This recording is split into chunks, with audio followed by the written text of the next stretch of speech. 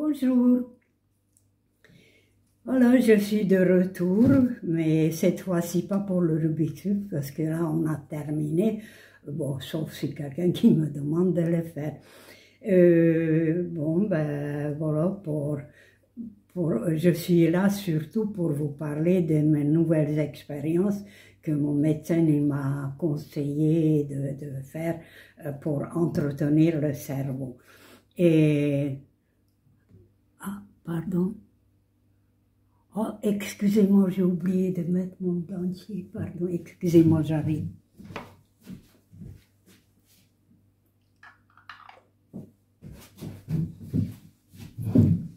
Voilà, c'est mieux comme ça. C'est magique. Premier conseil, n'oubliez pas de mettre votre dentier. Bon, ben ça c'est parce que j'ai passé une très très mauvaise nuit. En tout cas, si j'ai dormi demi-heure. Et donc... j'étais comme tout le monde ce matin, oh là là, c'est foutu, tout est foutu, etc. Si j'ai pu boire de café comme tout le monde, oui, mais j'ai des palpitations, donc pas de café. Il me reste plus que de relativiser. Parce que je me suis dit, d'accord, oui, on dit aussi qu'une nuit sans sommeil, c'est une année de moins à vivre, c'est un petit peu exagéré. Mais, ceci dit, j'ai quand même dormi demi-heure au calme, alors qu'au même moment, peut-être que dans le monde, il y a beaucoup de personnes qui n'ont pas dormi depuis 24 heures, 48 heures, voire même, et peut-être ceux qui ont dormi dans les conditions vraiment horribles, des bruits, la lumière, le danger, s'ils sont dans la rue, tout ça. Alors, demi-heure quand même, c'est magnifique, merci l'univers. Donc, ça y est, tout redémarre. Voilà, c'est ça qui est incroyable. En quelques secondes, on peut passer de verre moitié vide à moitié plein et tout change, absolument tout. Incroyable. Eh bien oui, c'est bon à savoir, voilà. Alors, pour commencer, comme je vous ai dit que mon médecin il a dit, le Rubik's Cube, c'est génial, vous avez réussi un coup de maître, c'est formidable, mais la dégradation va très très vite à cet âge-là. Donc il faut faire tout pour contrecarrer et pour entretenir le cerveau constamment en éveil, constamment en vigilance. C'est fatigant, c'est vrai, mais après ça devient normal, voire même du plaisir. C'est comme mon Sagittaire. Avant, j'ai analysé jamais rien, je comparais jamais les prix ni rien. Tout était normal. Et or là, maintenant, j'ai changé depuis le Rubik's Cube et vraiment, j'analyse tout, j'observe tout, et je calcule tout. Au début, c'était un petit peu fatigant, c'est vrai. Mais là, maintenant, ça devient du plaisir. Donc, voilà. Alors, pour entretenir le cerveau, il faut déjà contrôler son environnement, il paraît, mais je vois bien que c'est la vérité. Parce que ça aussi, j'ai compris, le mot sénile. Au début, j'étais révoltée, etc. Oui, c'est vrai, ce mot, il fallait jamais inventer, on aura pu mettre n'importe quoi, mais sénile, ça fait moche. Hein. Mais en fait, qu'est-ce que c'est? Je dirais la définition, c'est à partir du moment où on ne contrôle pas notre environnement. Et c'était le cas chez moi, effectivement. Là, maintenant, je contrôle. Donc, j'étais vraiment sénile. Il faut bien admettre que c'est ça. Mais comme je vous dis, énormément de gens qui n'acceptent pas ce mot et tout ce qui va avec. Ça sera beaucoup plus facile d'accepter tout ce qui ne va pas si ça sera un autre mot. Par exemple, il commence à devenir un petit peu fatigué, un petit peu plus âgé, bref, voilà, à ménager un petit peu. Alors, pour en revenir, bon, avec mes amis qui sont à peu près au même niveau que moi, qu'est-ce qu'on va faire? Qu'est-ce qu'on va débattre tous les jours? On va faire une sorte de réunion et on va débattre chaque fois un sujet, etc. Et bon, ben, on a dit politique, religion, on ne touche pas. Parce que même, je me rappelle, quand j'étais enfant, ma grand-mère, elle disait toujours, on ne touche pas politique et religion. Parce que chaque fois, quand il y avait une grande réunion de famille, tout allait bien, on dansait, on chantait, tant qu'on parlait des enfants, le beau temps, ce qu'on a cultivé dans le jardin, etc. Dès qu'on a abordé politique, religion, tout le monde s'est levé, tout le monde s'est disputé, et en 10 minutes, ça y est, tout le monde est parti. Pendant des semaines après, ils ont mis du temps pour digérer tout ça. Donc là, définitivement, on laisse tomber. De toute façon, il y a des professionnels qui s'occupent de ça, c'est leur métier. Et donc, laissons-les faire. Maintenant, est-ce qu'ils font bien ou mal? Et malheureusement, on n'est que des spectateurs. Et on subit. Voilà, tout simplement. Donc, on laisse tomber. Alors, il en reste tellement d'autres sujets, mais tellement. Le réchauffement climatique aussi, c'est un petit peu quelque chose c'est là où le bas il blesse. Parce que j'ai déjà parlé avec mes amis, j'ai dit, vous vous rendez compte que c'est horrible, la température lui monte chaque année de plus en plus. Et la faute, c'est parce qu'on a coupé tous les arbres. Regardez, je dis, regardez cet énorme parking. Il n'y a pas une seule arbre, on est là, le soleil il nous grille, bientôt on va être de poulet rôti. Après, les gens ils disent, mais oui, mais il fallait parquer les voitures, d'accord, allons-y. Mais après, il y a des rues où il y a pratiquement pas de voitures, mais le passage piéton, je veux dire, là où on passe, nous, c'est 2 mètres, 3 mètres de large, mais il n'y a pas un horde de moutons qui passe par là. Il suffisait 50 cm et laisser la place aux arbres et on aura de l'ombre, on aura moins chaud, etc. Et globalement, la terre, il ne sera pas réchauffée comme ça. Oui, mais là, les amis aussi, oui, mais oui, c'est vrai, tu as raison, mais qu'est-ce qu'on peut faire? Ben, je dis, c'est très simple, on va économiser. Chaque année, mettons 50 €, on achète des petits arbres et on les plante, on sort demain dehors et on va commencer à planter. Oh non, d'abord 50 €, c'est 50 €. Et ensuite, attends, ces petits arbres, ils mettront 30 ans, nous, on ne va jamais profiter de ça. Non, non, non. Et puis après nous, le déluge. Oh là, je me dis, alors là, laissons tomber tout ça. Alors, qu'est-ce qu'il nous reste? Je regarde un petit peu les journaux, etc. En ce moment, on parle beaucoup de microbiote. Ah, il y a encore 2 mois, je ne savais même pas que j'ai possédé un microbiote. Et à quoi ça sert?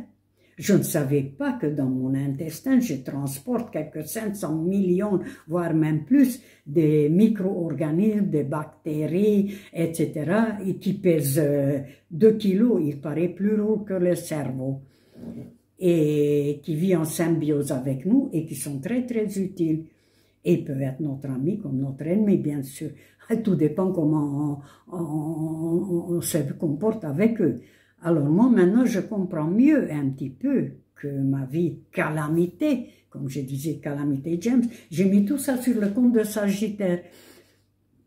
Maintenant, je déculpabilise, pas complètement, mais en grande partie. En grande partie, c'est mon microbiote. J'étais boulimique pendant des années, je faisais les vidanges, remplissages 10 fois par jour. Mais vous vous rendez compte, mon microbiote, il est devenu fou, complètement. Et peut-être consciemment ou inconsciemment, il m'a puni. Et il m'a rappelé à l'ordre chaque fois. Alors, il paraît que c'est notre deuxième cerveau, voire même maintenant les scientifiques, ils découvrent, Eureka, que c'est un véritable mine d'or et peut-être que c'est notre premier cerveau. Parce que c'est lui qui contrôle tout. Et toutes les informations de l'intérieur, voire même de l'extérieur, il remonte au cerveau et le cerveau, il répond en conséquence. Et donc, c'est presque sûr que c'est le microbiote qui est le chef d'orchestre. Parce qu'il suffit qu'ils donnent volontairement, mettons, des fausses informations, et ben le cerveau, il va agir en conséquence. Donc, action-réaction. Oh, c'est magnifique tout ça. Là, vraiment, on va très très loin.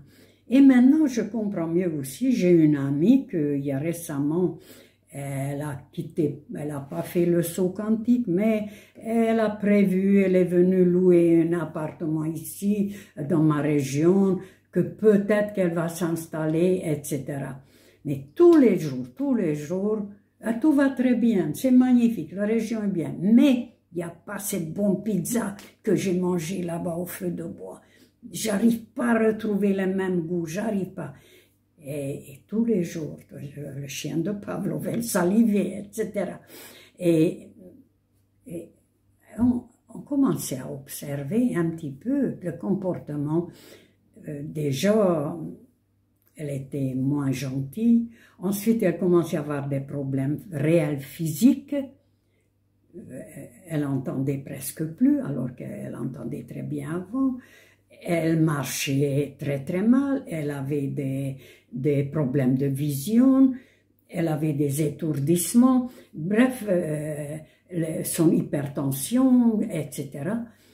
Elle avait des réels problèmes. Alors on s'est dit, effectivement, la région, ça ne lui convient pas. Mais maintenant, je le sais, c'est le microbiote.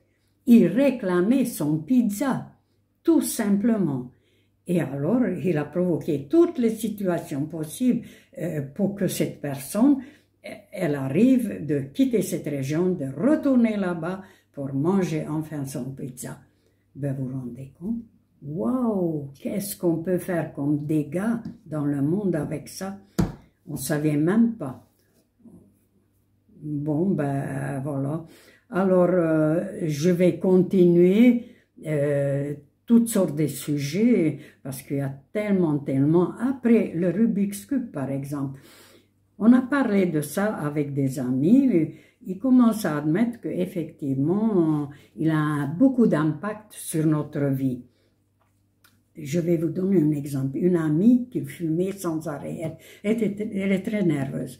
Je ne sais pas combien elle fumait, mais sans arrêt, on voyait que ça, que ces gestes-là. Et lorsqu'elle commençait à s'intéresser, sans savoir exactement où elle va, mais elle avait une forte volonté, vraiment. Elle voulait, juste pour épater son copain, peu importe, mais elle avait une forte volonté.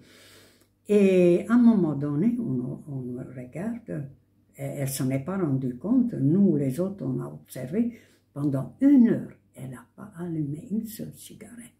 Alors là, on n'en revenait pas. Et une amie à moi, elle me dit, mais oui, mais c'est bizarre parce qu'elle fait des mots croisés. Donc, pourquoi ça n'a pas le même impact? Là aussi, déjà, on a débattu. D'abord, on a dit, les mots croisés, tout le monde ne peut pas faire. Il faut un certain niveau d'instruction, de culture. Tout le monde ne peut pas faire.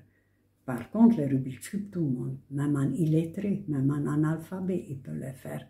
Donc, c'est déjà sa première différence. Deuxième différence, c'est que les mots croisés, on a analysé avec notre niveau de quotient intellectuel, que les mots croisés, ça se passe en 2 dimensions, horizontale et verticale. Or, le Rubik's Cube, il y a la profondeur qui s'ajoute. Donc, 3 dimensions, sans compter qu'après les couleurs, placées à la bon endroit, donc espace-temps aussi, on va ajouter. Donc c'est formidable. Alors, effectivement, ça peut être très utile dans certains problèmes, concentration notamment. Bon, ben, alors, on continue comme ça. Moi, je vais rechercher maintenant tous les jours des nouveautés. Au début, je croyais que surtout, il faut contrarier le cerveau pour qu'il a de sujets à cogito, cogito ergo sum. Je pense donc je suis très intelligent. Il faut, voilà. Mais non, c'est pas forcément contrarier. C'est simplement de lui donner des nouveautés. Chaque fois quelque chose de nouveau pour qu'il n'a pas le temps de s'endormir. Voilà. Bon, ben, sur ça, je crois que on va quand même avoir une très belle journée. Il y a le soleil, pourvu qu'il fasse pas très, très chaud, voilà. Sinon, on est obligé d'être dedans, à l'intérieur. Et même, on commence à donner des conseils dans les journaux. Restez à l'intérieur de 11 h à 19 h, etc. Si ça continue comme ça, bientôt, ils vont dire, restez surtout chez vous, ne bougez plus, hein. Et après, qui va travailler pour nourrir tout ce monde-là? Ben, l'univers, il va se débrouiller, voilà. C'est comme ça qu'on pense maintenant. Bon. Ben, merci de votre patience, de votre indulgence. Je vous souhaite une très belle journée et à très bientôt. Au revoir.